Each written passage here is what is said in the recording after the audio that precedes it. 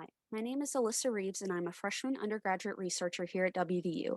I work in the Neuromechanics and Mobility Lab under Dr. Jessica Allen, and this is my presentation on the differences in reactive muscle recruitment between standing and sit-to-stand perturbations. Every day we use our legs, whether it be sitting down, standing up, or walking around. Keeping balance plays a key role in how we get around too. Sometimes when we are moving, something disturbs our balance and we have to keep ourselves from stumbling over. However, muscle recruitment or the use of our muscles can differ depending upon how off balance the stumble puts us and what we are doing when we stumbled. There are different tests we can use to test the effects of a perturbation, which is something that causes us to lose our balance. Using these tests, we can determine the effect of a perturbation on different muscles in our legs. The goal of this study is to determine differences in how our muscles recruit when a balance disturbance occurs while performing two different common daily life behaviors. In this study, three healthy young adult subjects performed two different tests to see how their muscles reacted to perturbations. The first test is called the standing perturbation test. It is when a subject stands on a treadmill, then we move it underneath at a time unknown to them. This assures that the subject is as unprepared as possible. The direction of the treadmill is altered at random, so the subject does not know which one will be next. The other test is called the sit to stand perturbation test. It is similar to the other test in the way that the treadmill moves underneath the subject's feet. However, in this test, the subject starts off by sitting on a chair placed in the center of a treadmill. They are told to stand whenever they are ready, and once their butt is lifted off the seat, we move the treadmill either forwards or backwards. In both tests, EMG sensors are placed on four different muscles, being the tibialis anterior, the lateral gastrocnemius, the vastus lateralis, and the biceps femoris. Two muscles are on the front of the leg and two are on the back. We use these muscles to compare the differences in muscle activity depending on which way the treadmill is moved. For the purpose of the study, only tests in the backwards direction were used. To analyze the data from the EMG sensors, a custom-made MATLAB code was created to calculate the reactive muscle recruitment, or the RMR, which is the muscle activity during the automatic postural response phase minus the normal muscle activity. The automatic postural response phase, or the APR, occurs during the 100 to 300 milliseconds after the perturbation occurs. It is the period that the muscle reacts before your brain recognizes that there is a perturbation. The data analysis focused on the data once it was scaled.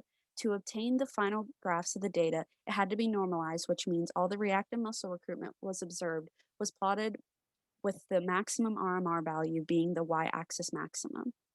During the standing perturbations, the L-gas muscle had the highest amount of reactive muscle recruitment, meaning it did the most work to stop overall from falling. The second highest amount occurred in the TA, showing that overall the lower leg muscles acted like anchor points to prevent a stumble. The VLAT and BFLH muscles yielded little recruitment during the standing perturbations. Less resilience on the proximal muscles makes sense because their locations in the leg are furthest from where the perturbation occurs. In the sit-to-stand trials, the TA was most active during the APR period. The L-gas had more activity after the perturbation, showing that it is used to help stand but isn't that close to the main muscles working to help stand.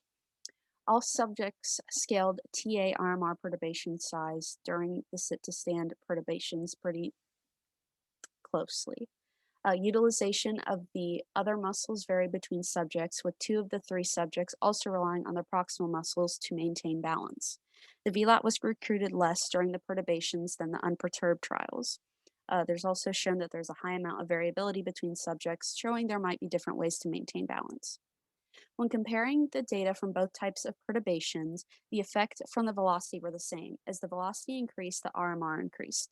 The scaling was the main difference between the standing and sit-to-stand trials because during the sit-to-stand trials, the muscles are already being recruited to stand up. The perturbation has less effect on them compared to the standing trials, where there's very little activity going on before the perturbation occurs. This happened for all subjects as their scaling values varied, causing a high standard deviation.